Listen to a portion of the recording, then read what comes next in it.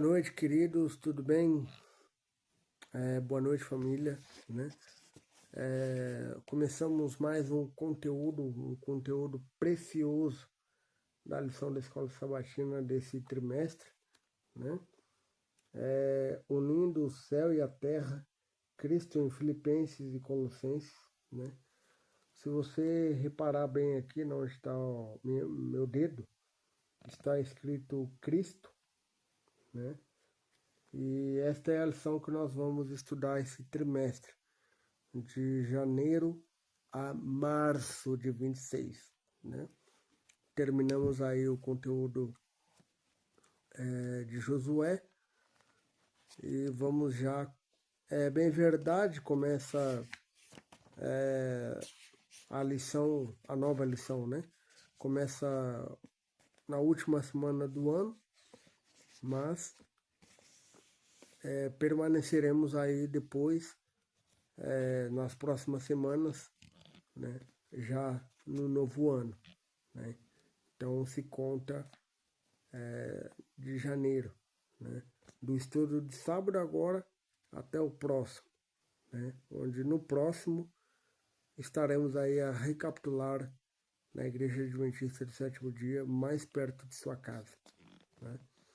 E já faço convite para você, né? Você é o meu convidado especial, quer seja no Brasil, quer seja aqui em Portugal. Você pode ir a uma igreja. Eu vou deixar o site aqui abaixo, né?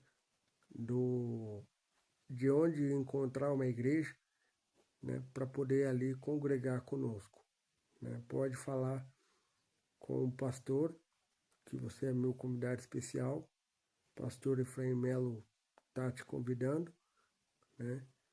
Embora não te conheça pessoalmente, mas em cada igreja que você for, você será muito bem recepcionado pelos líderes, anciãos, diáconos, pastor que lá estiver, e que você faça um bom proveito do pão celestial que é oferecido ali todo o sábado, todas as semanas, né? E que Deus te abençoe, que Deus te guarde, que Ele te use poderosamente onde você está, tá bem? Queridos, vamos aqui falar sobre perseguidos, mas não desamparados, né? Por vezes achamos que somos perseguidos e desamparados, mas não.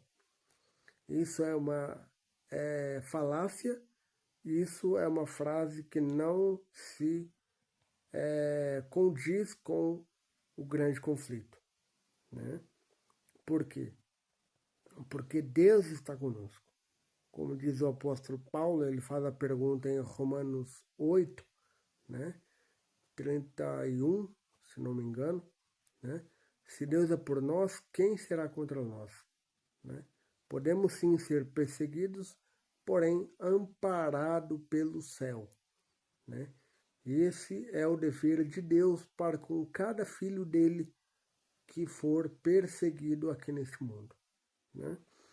E na lição de sábado, nos conta aqui a história de Paulo, né? Paulo você conhece, né? Mais do que ninguém, né? Que ele sofreu muita perseguição por amor ao Evangelho, né? Desde sua conversão em Atos 9, de lá para cá, até o seu instante final, né? Até a sua morte pelo imperador Nero, Paulo dedicou a sua vida à pregação do Evangelho, né? E uma certa vez ele foi preso, né? Surraram ele e Silas, seu amigo, Paulo e Silas, né? Surraram os dois, bateram nos dois, açoitaram violentamente com força, né? E depois colocaram eles na prisão, né? E lá para meia-noite do horário onde eles estavam, né? Do país da Itália, né? Que eles estavam ali. Eles cantaram a Deus, louvaram a Deus em meio às surras, em meio aos vergões que estavam ali saltados, sobressaltados em suas costas, né? Estavam todos a sangrar, estavam todos frágil, claro, debilitado, tanto fisicamente quanto emocionalmente, né? Também não foi fácil, claro, né? Passar por isso, mas eles passaram e eles, quanto mais eles passaram, mais força eles tinham, né? Porque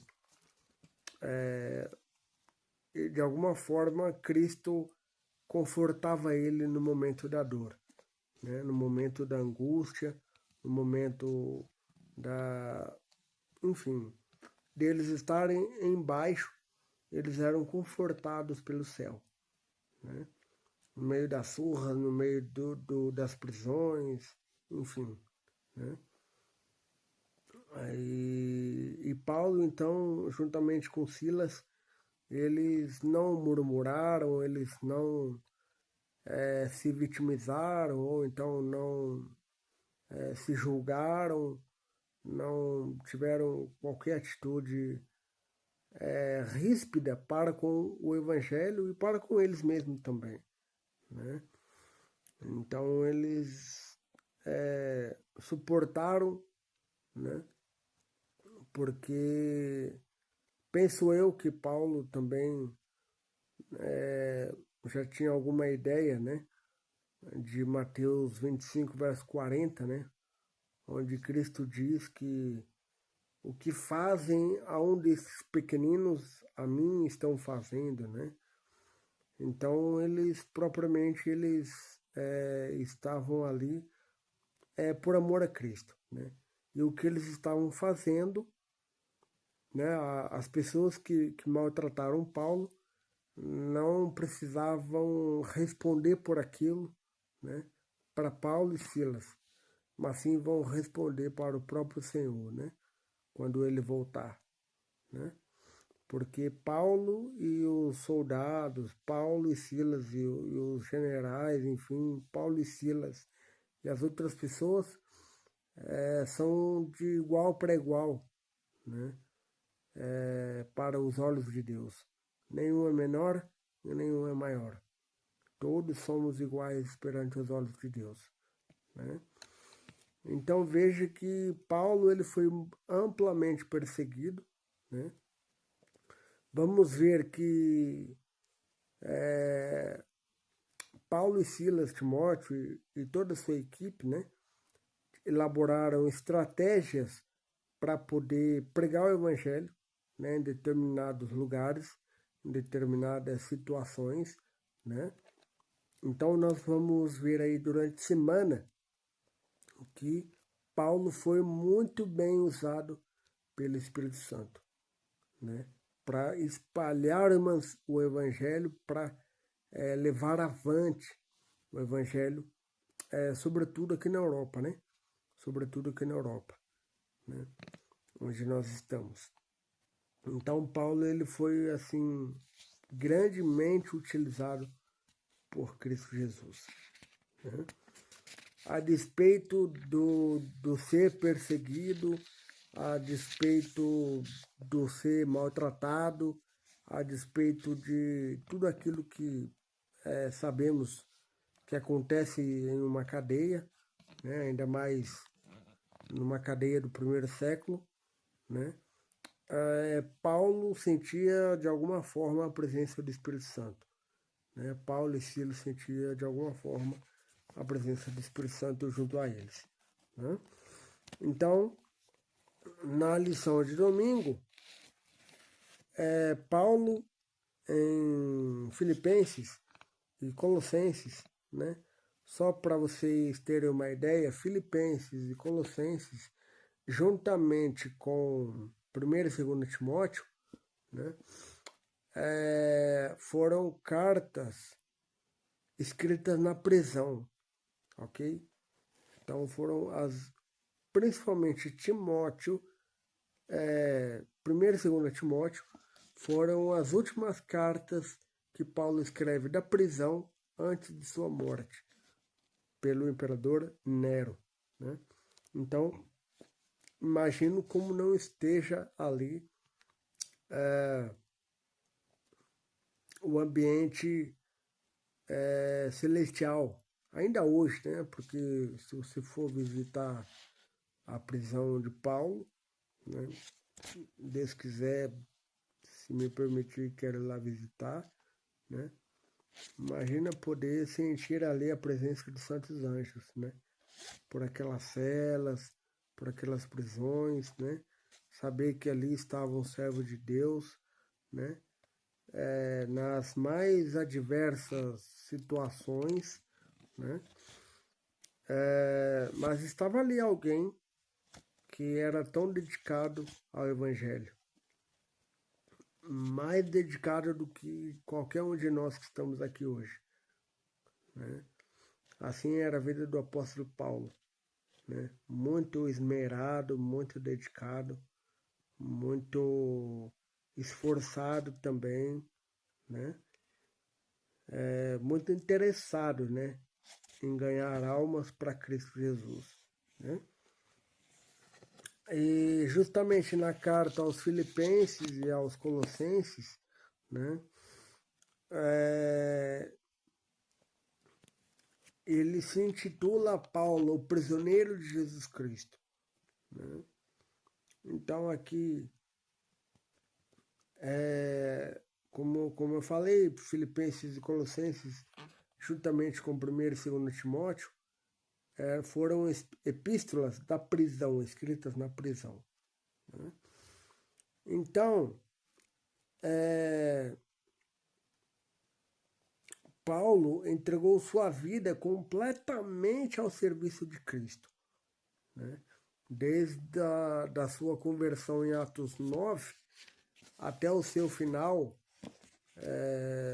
por ocasião da morte aí, né, pelo imperador Nero, ele se dedicou exclusivamente à pregação do evangelho, né? E ele então, pronto, toda a oportunidade que tinha, ele pregava, ia às igrejas. Nós vamos ver que ele organizou 3 viagens missionárias, né? Todas no livro de Atos, né? São ali registradas, né? Então a gente percebe que Paulo ele fez toda uma organização da sua agenda, de seus compromissos, né? Para poder atender a todas as igrejas que ele abria, que ele plantava, que ele batizava, enfim. E não só ele, né? Ele tinha uma equipe também juntamente com ele, né? Assim como deve ser cada evangelista hoje também, né? Porque nós não fazemos nada sozinhos, né? Isso é o que temos de colocar em nossa cabeça. E você também, né? Você, meu querido irmão, minha querida irmã, também não trabalha sozinho, sozinha, né? Trabalha juntamente conosco também na pregação do Evangelho, né? Então, por onde Paulo ia, ele levantava igrejas, ele treinava obreiros, né? Como Timóteo e como João Marcos, mais tarde, né? Teve um probleminha ali com o João Marcos, mas depois desse probleminha as coisas se acertaram e logo mais, alguns anos depois, João Marcos foi útil na pregação do Evangelho, né? Então, Paulo ele foi muito expressivo na pregação do Evangelho e fundamental para os gentios, né? Já que Deus levantou o apóstolo Paulo para ele pregar aos gentios, né? E nenhuma das cartas, tanto de 1ª Timóteo, 2 Timóteo, Filipenses, Colossenses, menciona exatamente o lugar da prisão de Paulo, né? Alguns cogitam de Éfeso ou Cesareia, né? Mas carece um pouco aí de informações bíblicas, né?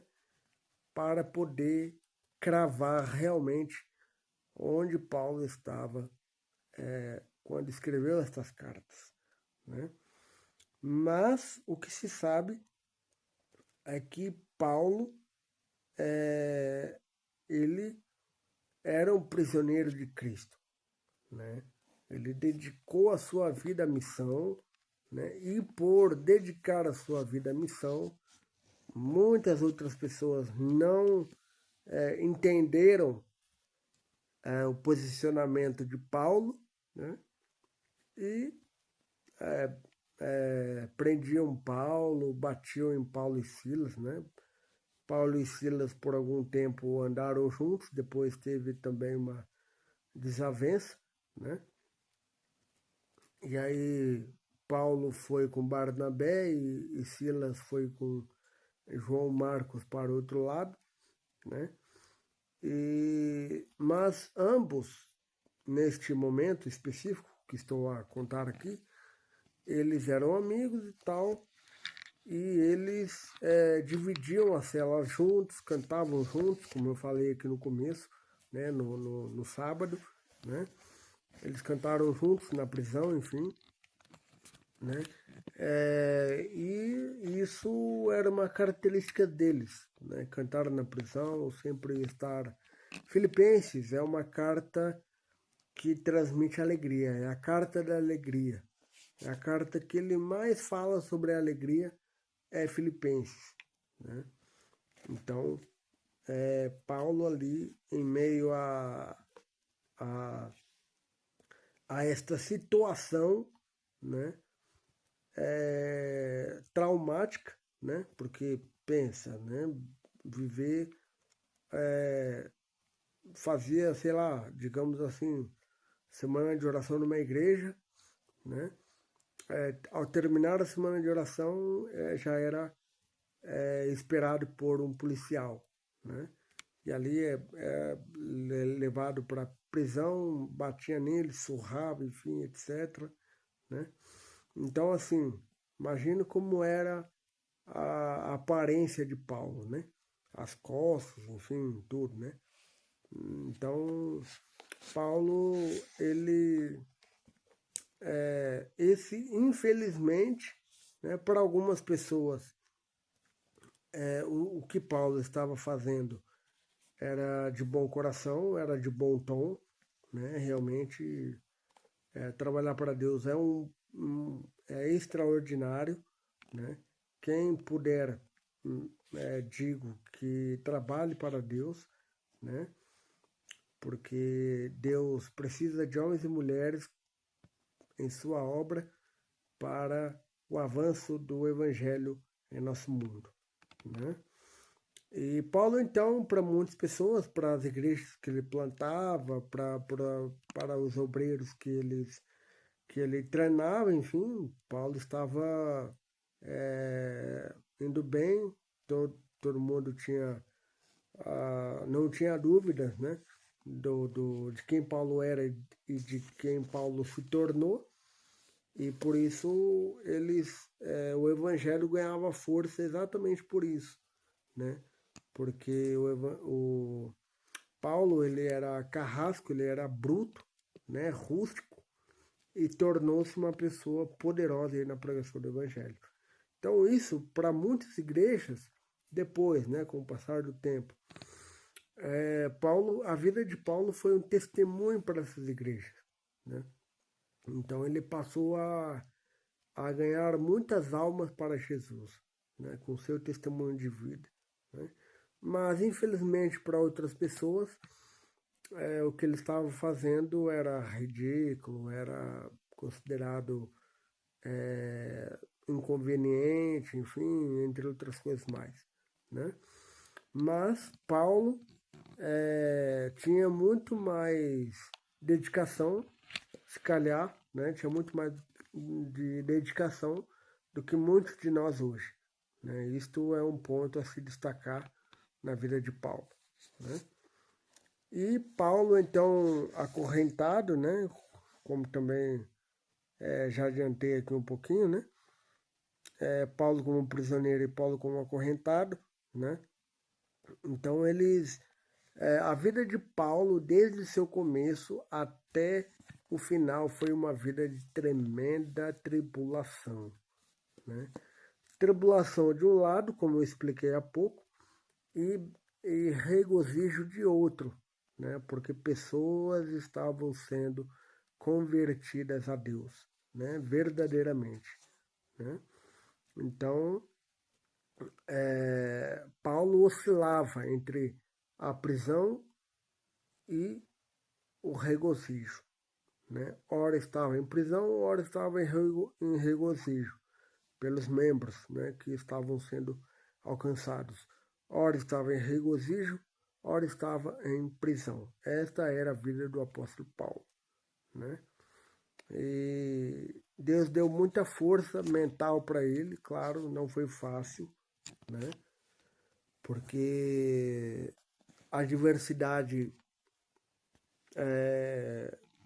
vem, né, a todos, independente se é criança, jovem, adulto, né, idoso. A adversidade ela vem e vem com força, muitos momentos da vida, né? Vem com força através aí do que pode ser a adversidade, né? Muitas coisas, né?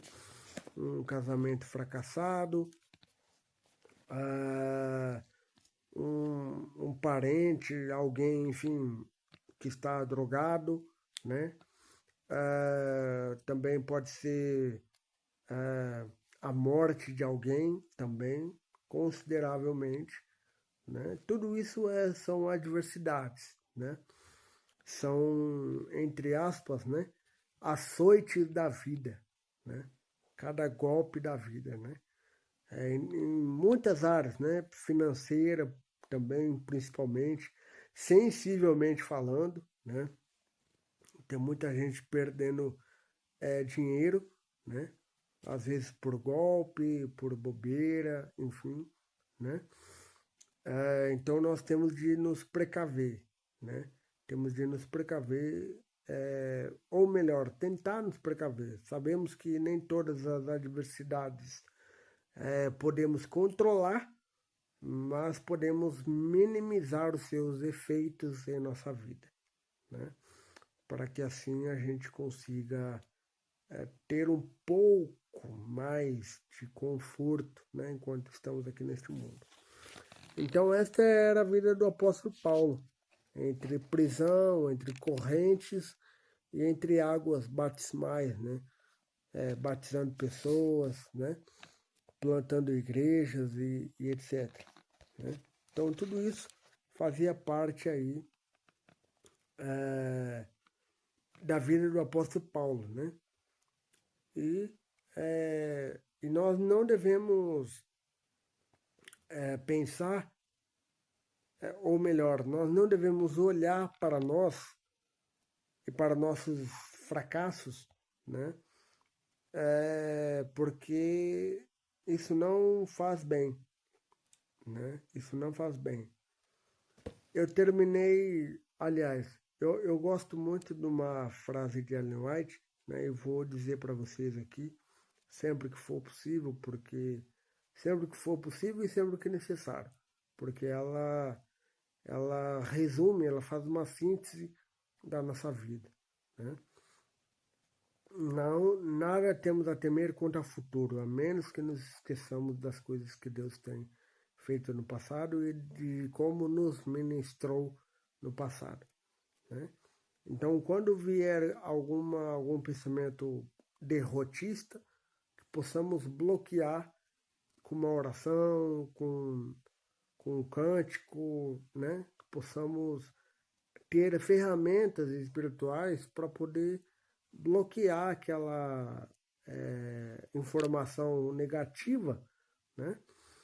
Porque aquilo não corresponde à nossa realidade hoje, né?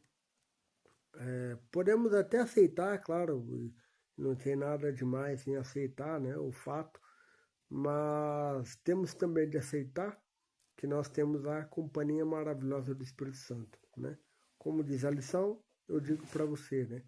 Perseguidos pelo divórcio, perseguidos pelas drogas, perseguidos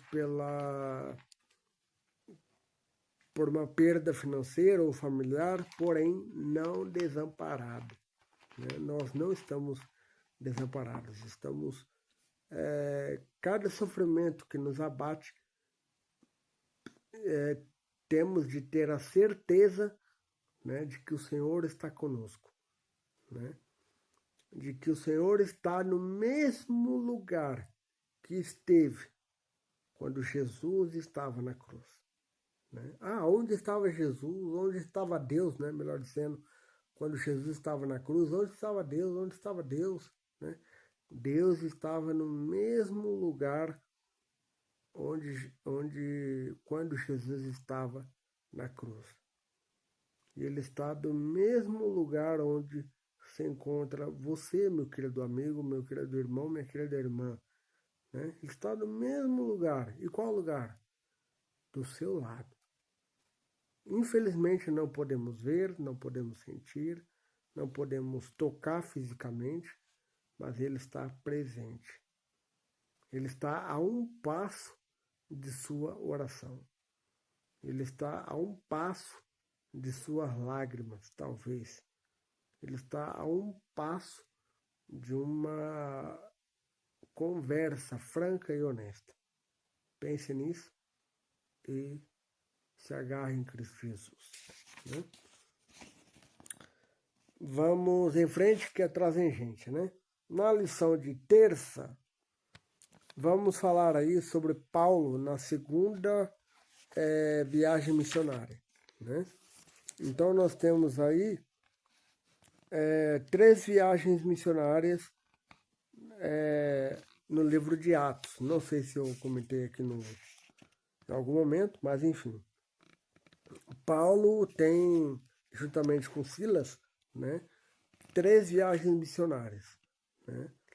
Então, em cada viagem missionária, ele ia plantando, ele ia colhendo, né? Ele ia administrando as igrejas ali e tudo mais, né? Ele ia espalhando o evangelho, né? E aqui, nesta segunda viagem missionária, uma coisa bem intrigante acontece, né? Por quê?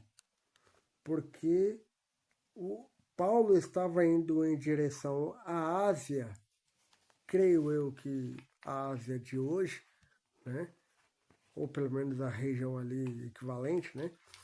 Mas ele foi impedido de avançar para dentro da Ásia, né?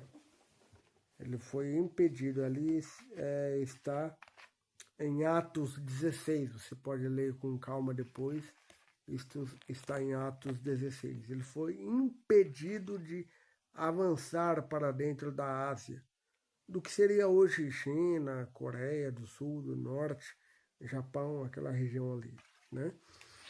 Mas, por outro lado, ele avançou, ele retornou, né, do leste europeu para o continente europeu, para o oeste, né, Alemanha, enfim, para esse lado de cá, né?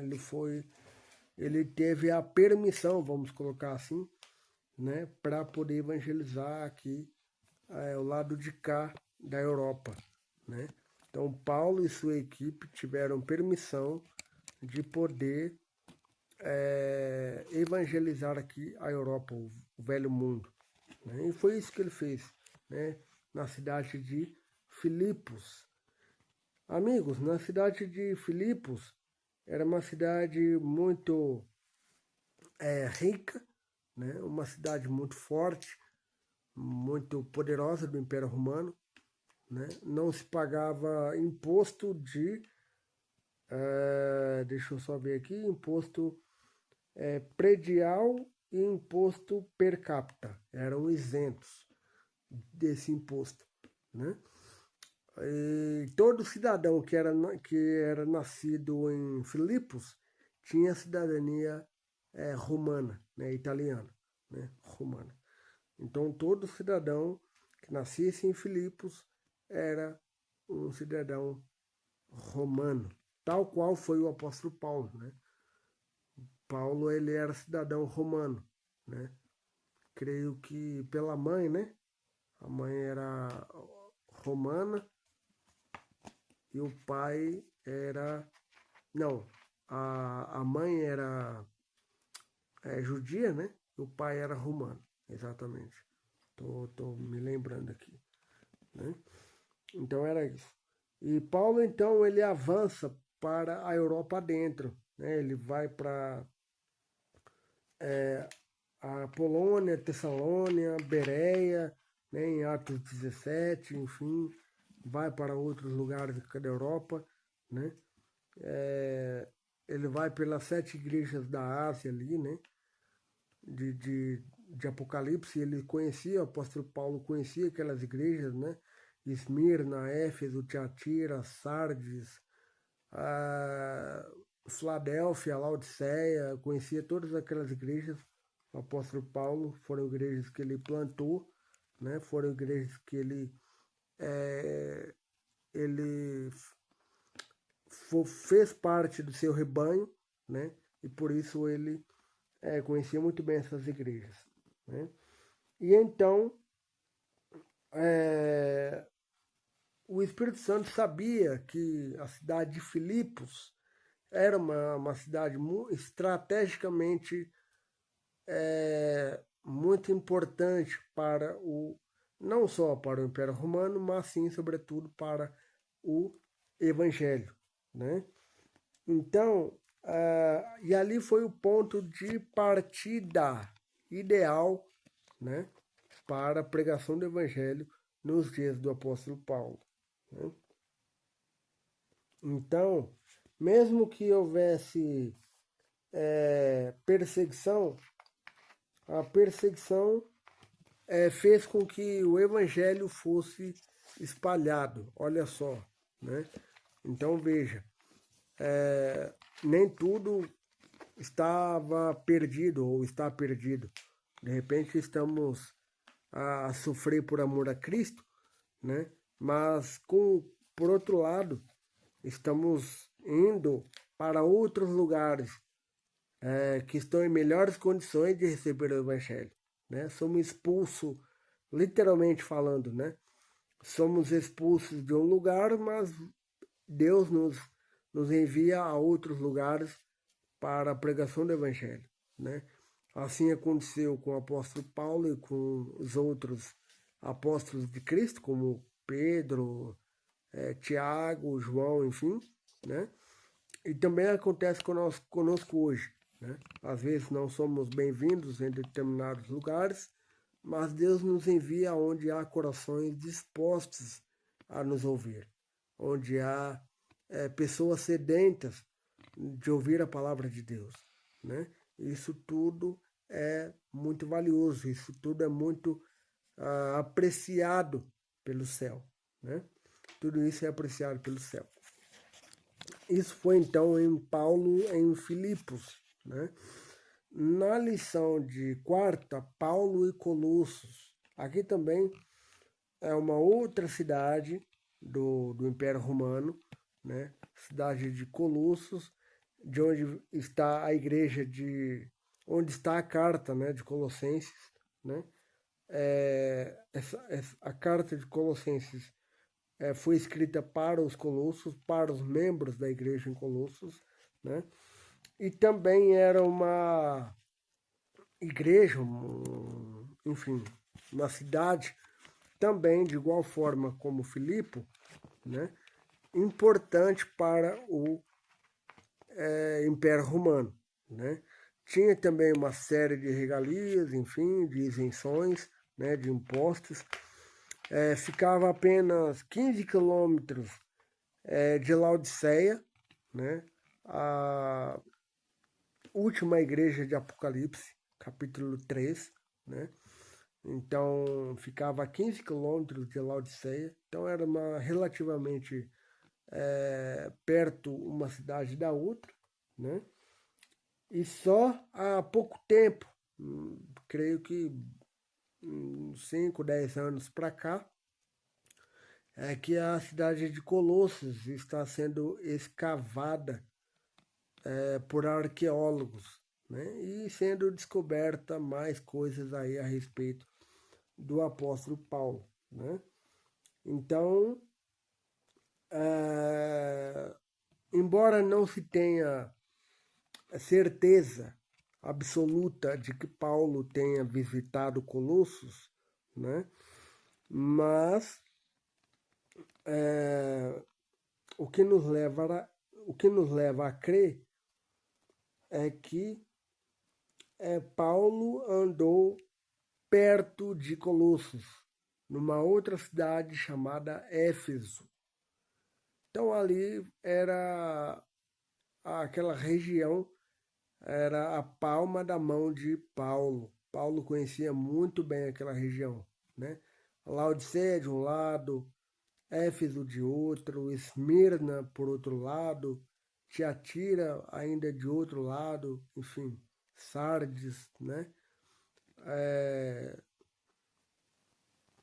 Todas essas igrejas eram conhecidas do apóstolo Paulo, né? Então perceba que Paulo andou muito bem por essas igrejas, né?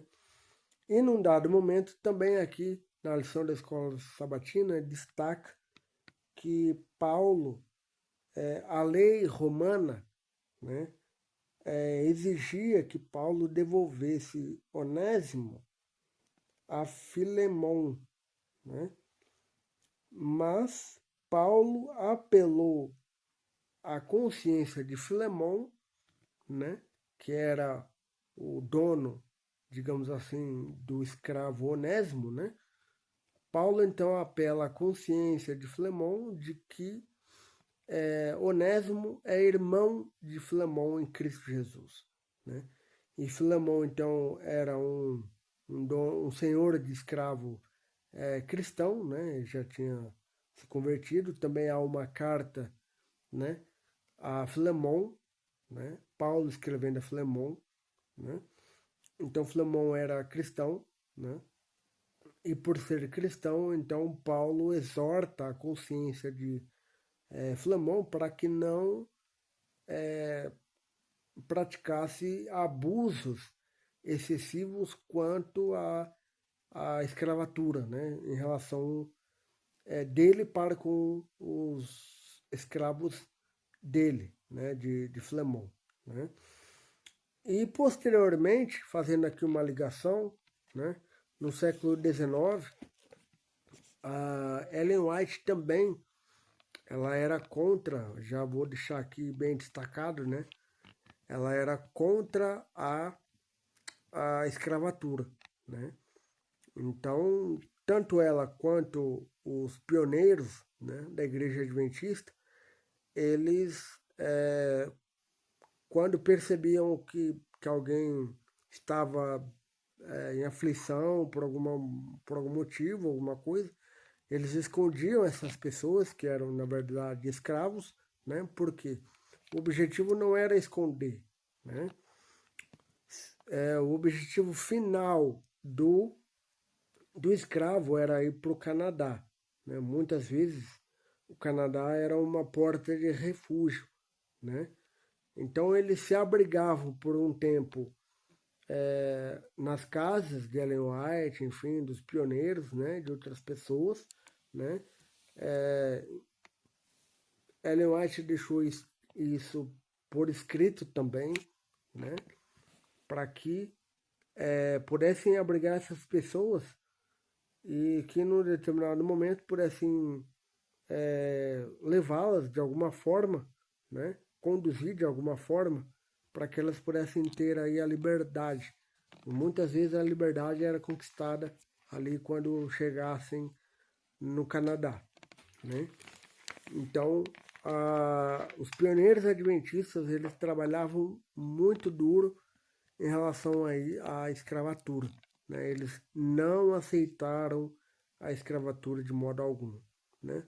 Porque o escravo, a mesma mão, qual era, qual, aí você me diz assim, né? Aí você faz uma pergunta, né? Qual era a diferença, né, entre um escravo e, digamos assim, Ellen White ou algum outro pioneiro? Nenhuma, né? É porque a mesma mão que fez o escravo, que fez o negro, fez o branco, né? Ellen White até no, se não me engano, no livro Mensagens Escolhidas, posso até deixar aqui na descrição também esta citação, né? É, de que o nome no livro da vida, né? No livro da vida, o nome do negro estará ao lado do nome do branco, né? Então, para você ver que não há distinção no livro da vida, né? O nome do negro estará ao lado do nome do branco, né? É assim que ela pontua no livro Mensagens Escolhidas. Eu vou deixar aqui a referência, né, desse livro, dessa página. Eu tenho aqui a citação já guardada, né? E vou deixar aqui também aqui na descrição aqui, para você ver que eles levavam a sério a abolição da escravatura, né? Eles não toleraram, não tolerava, né? Porque a mesma mão que fez o negro fez o branco. E no livro da vida estará o nome do negro estará ao lado do nome do branco, né? Então, para você ver que desde os tempos do apóstolo Paulo até o século XIX, por ocasião aí do início da Igreja Adventista nos Estados Unidos, né, a cristandade de forma geral é contra a escravatura, né? Porque a escravatura ela realmente não dignifica nenhum ser humano, né? Vamos em frente, que atrás vem gente. Estamos aí na quinta-feira e já acabou a semana, né? Então aqui temos a saudação famosa, né? Chamada Santos, né? Então Paulo se dirige aos irmãos da igreja de Éfeso, Colossos, Filipos, né? Principalmente de Filipos e Colossos, né? Como santos, né? Que é o equivalente aí ao povo de Israel no passado, quando eles eram separados por meio da circuncisão, ok? Então Paulo e sua equipe, né? Quando eles a nomenclatura que eles usavam era santos, então, ou seja, eram pessoas que foram separadas da, da pedreira, que é o mundo, né? Foram lapidados por Cristo Jesus, e aí então eles foram separados para cumprir com a missão deste evangelho eterno, né? E aí era a saudação carinhosa com que Paulo ele se dirigia a estas igrejas, né? Então, era assim foi assim a vida do apóstolo Paulo, né? Foi assim a vida do apóstolo Paulo, né? E, e aí então esta foi a lição da semana, né? Deste trimestre, estamos aí começando.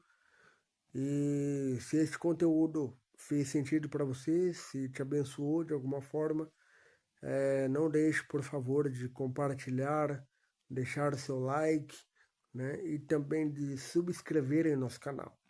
Quero agradecer aqui já, né? Chegamos à marca aí de 70 subscritores. Quero agradecer aqui a todos vocês de coração.